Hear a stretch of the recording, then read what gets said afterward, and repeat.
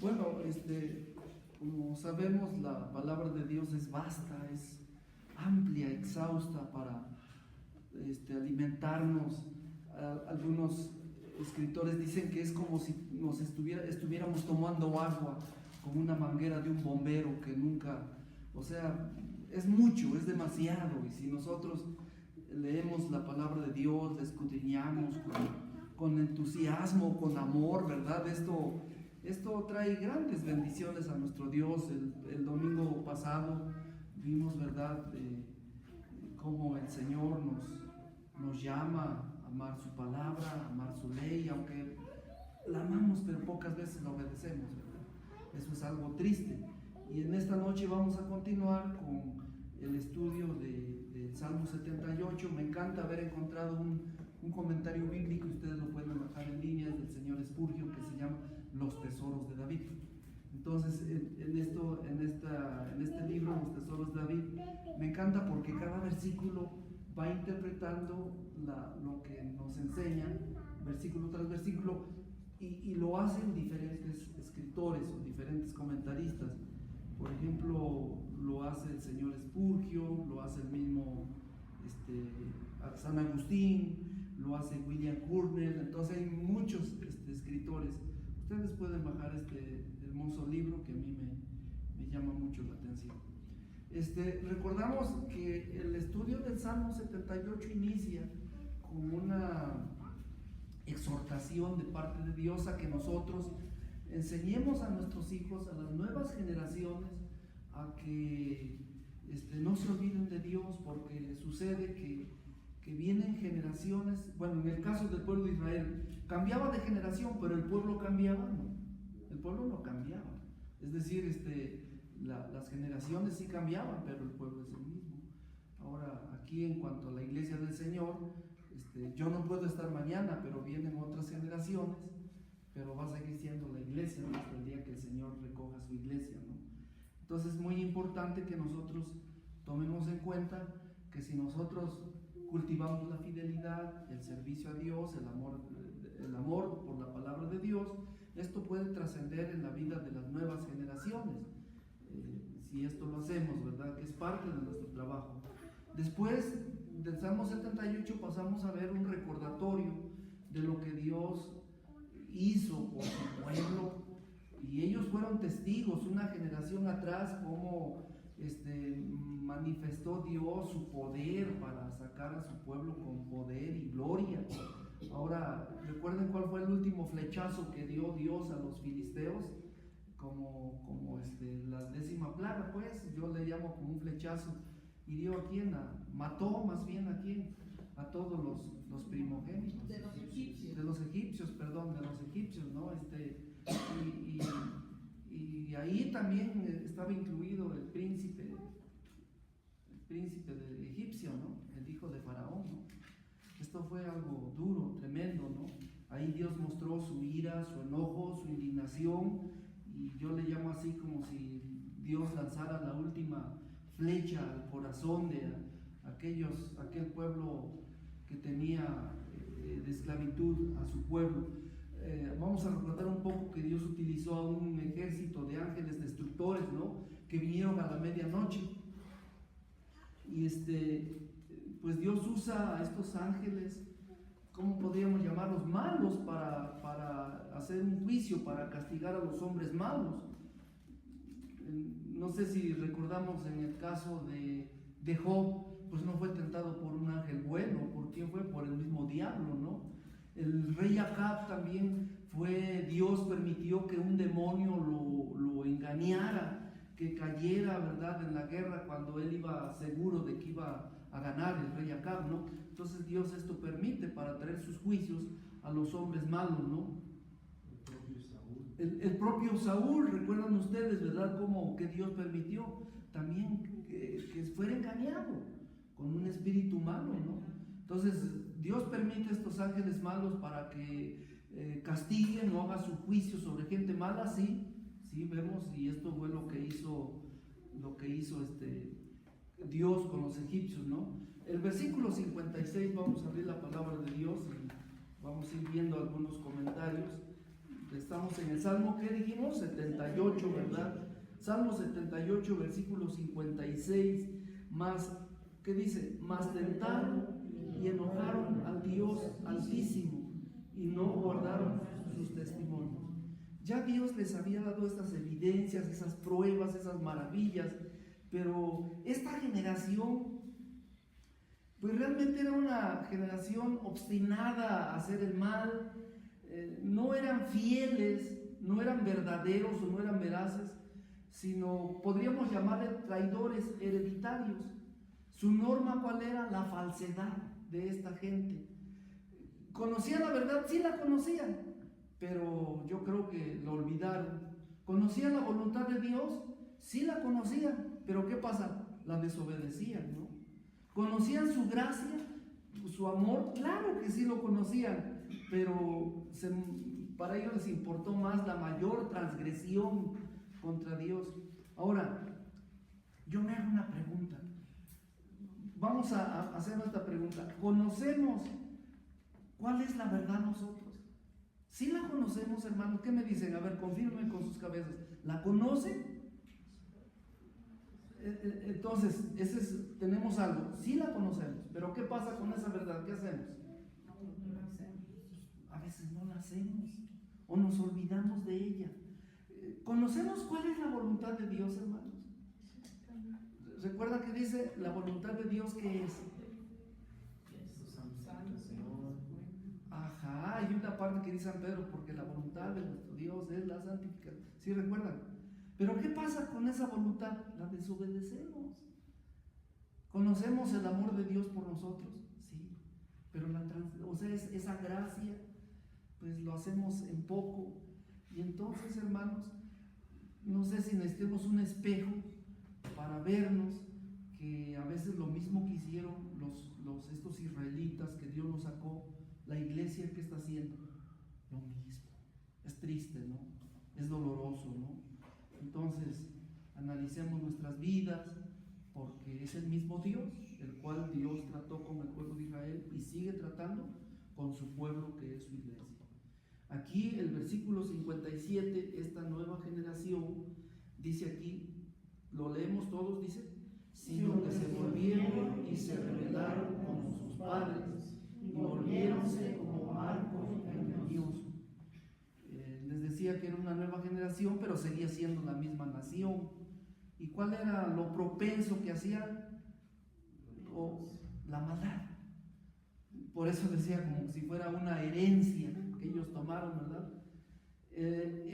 Por ejemplo, Job, en este caso Job, nace y sigue aquí en la fidelidad de quién, de sus progenitores. Si sus padres no oran, va a orar Job. Si sus padres no leen la Biblia, va a leer la Biblia Job después. Es que es ilógico cuando decimos, o sobre todo a veces hay iglesias que mandan a las mujeres al templo y el hombre se queda, ¿no? O hay familias, vete hijo, y el padre se queda. Pues es que ¿cómo vamos a sembrar una fidelidad de esa manera? No vamos a sembrar la fidelidad, ¿sí? Entonces, la naturaleza humana no mejora. Las nuevas ediciones, las nuevas generaciones de gente, pues contienen las mismas erratas de la primera generación. ¿Sí?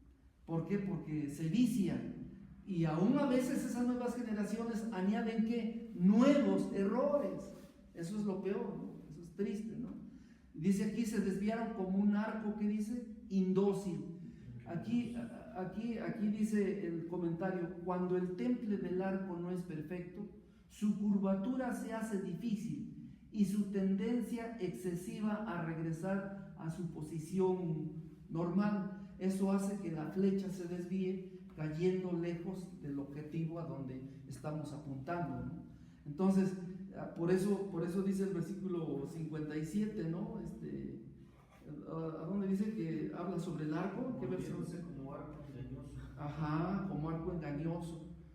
Eso, pues, cuando un arco, no se templa bien, el arco es difícil de...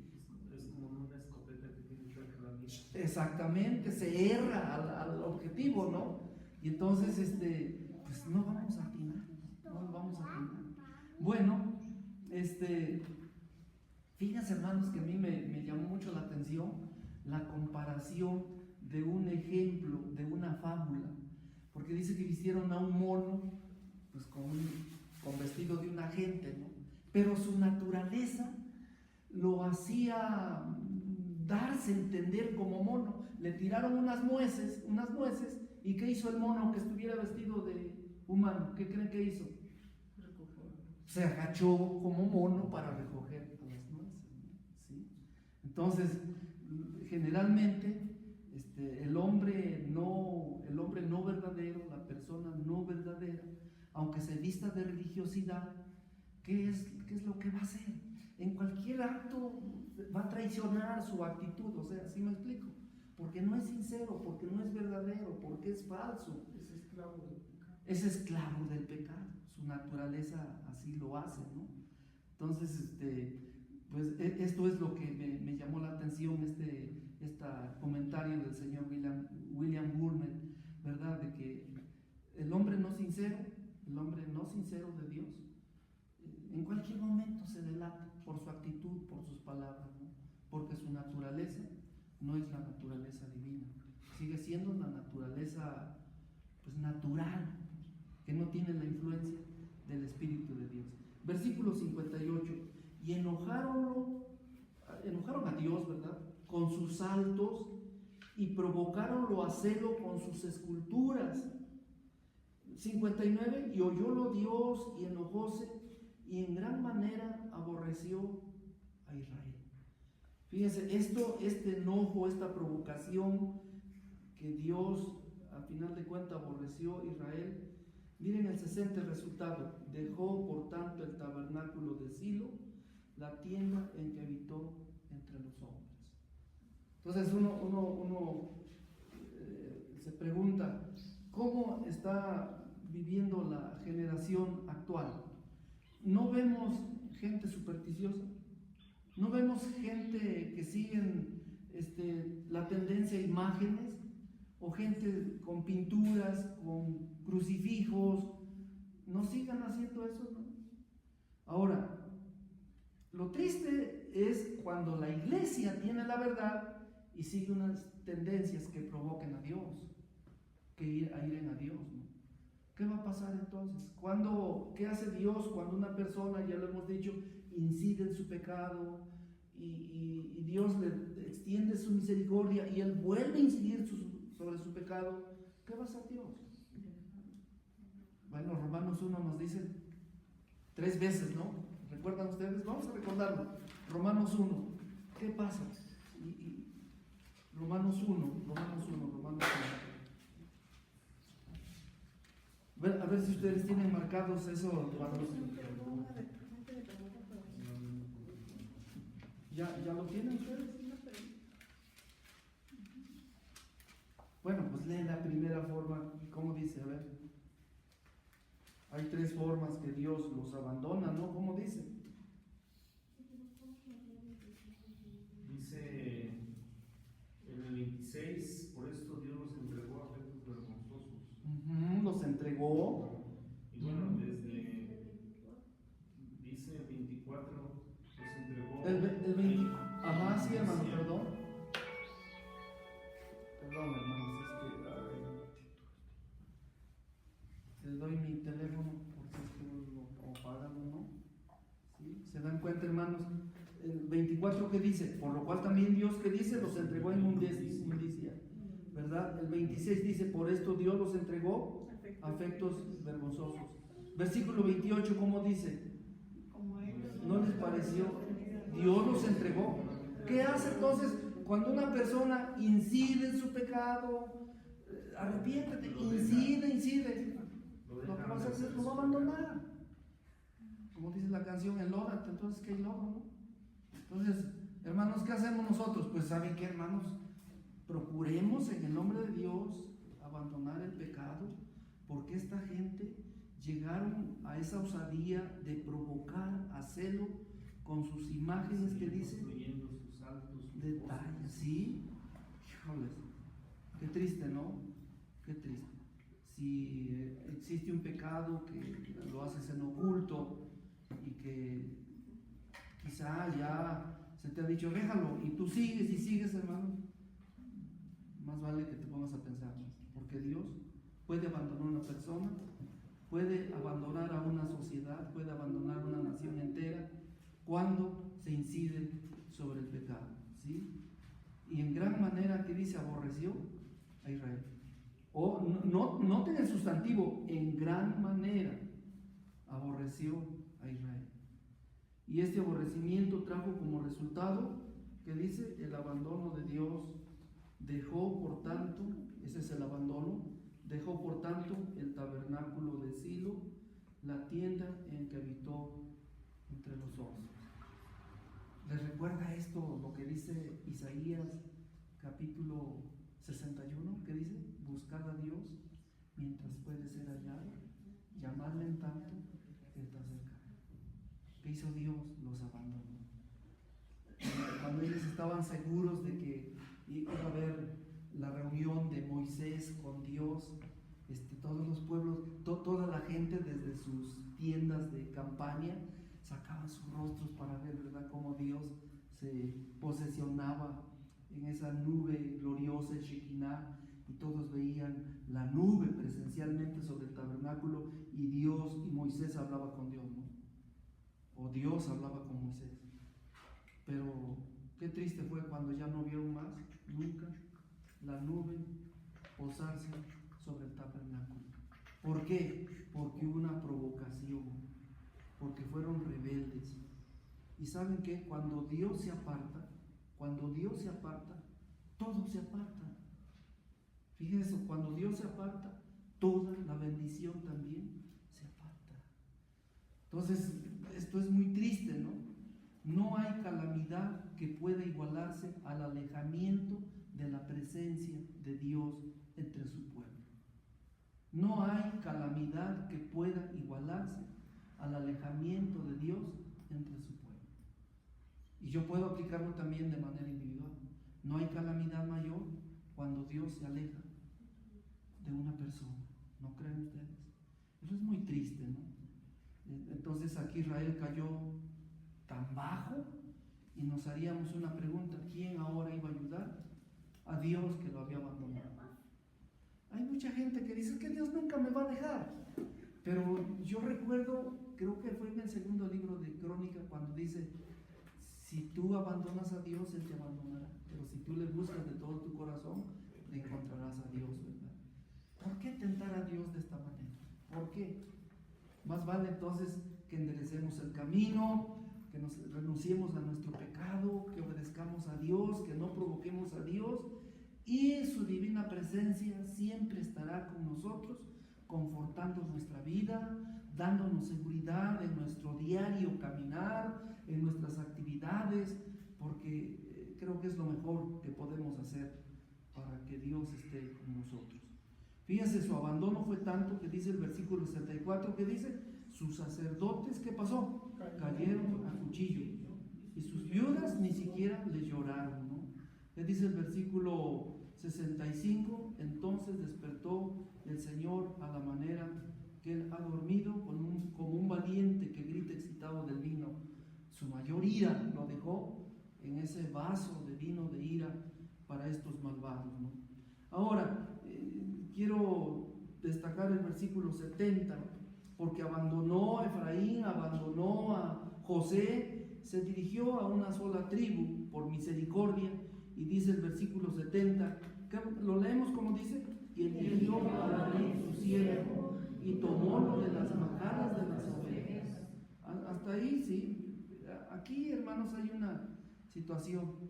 Nosotros nunca debemos olvidarnos de dónde Dios nos ha sacado. Nunca. Fíjense, hermanos, que hay dos historias muy bonitas de un profesor de la Universidad de Oxford, excelente doctor. En su oficina, parece chusco, pero dice que colgó sus vestimentas más humildes atrás de él, su ropa interior de lo más ¿Y saben por qué lo hizo? Cada vez que lo visitaba una persona, dice, así era yo y no me olvido de dónde Dios me sacó y dónde Dios me ha puesto. ¿Se dan cuenta? Ahora, hubo un rey de nombre Agatocles, que su origen fue alfarero, se dedicó a hacer barro.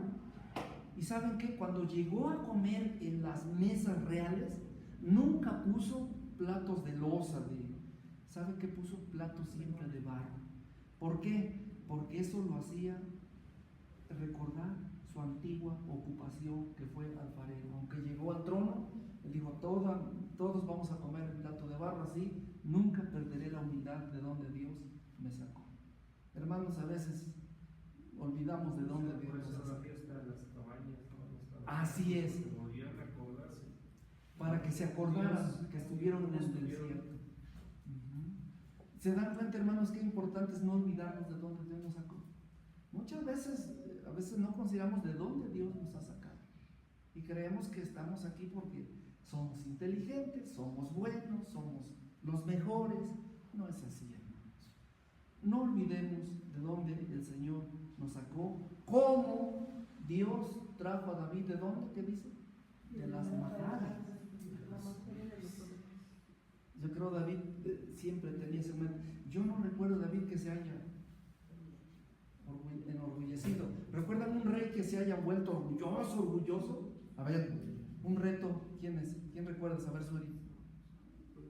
Y que inclusive dijo, yo soy Dios, yo soy un Dios. Pero detrás de él estaba hablando Satanás. Tiro, el rey de Tiro. ¿Sí? El rey de Tiro que dijo, yo soy un Dios, y Dios le dijo, tú no eres Dios, sino que eres un hombre. Pero detrás de él, ¿quién estaba hablando? El diablo. El diablo. Y ahí comienza la historia, cómo el diablo se ensoberbeció, pecó sus 5 pecados que dijo, yo subiré al cielo, yo estableceré mi solio, yo y las estrellas de los cielos. ¿Sí recuerdan? La soberbia. Hermanos, ¿cuánto tenemos que aprender de los salmos? Nuestra humildad, que siempre esté para nuestro Dios. No importa donde lleguemos en las alturas de conquistas en este mundo, siempre recordemos de dónde Dios nos sacó. ¿Sí, de acuerdo, hermanos? Que Dios nos bendiga porque hemos podido terminar este Salmo 78.